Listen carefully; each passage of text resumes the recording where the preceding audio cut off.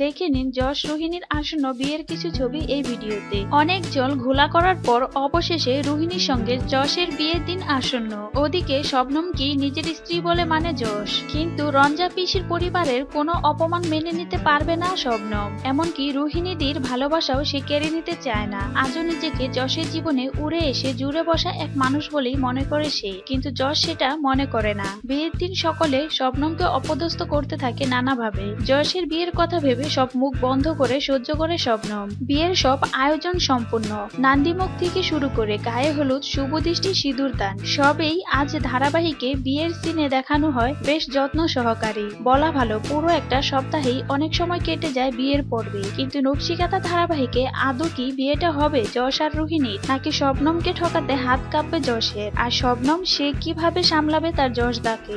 জানতে হলে দেখতে হবে নকশিকাঁথা, সোম থেকে শুক্র রাত 9:30 জি বাংলায়। এই ছিল আজকের আয়োজন।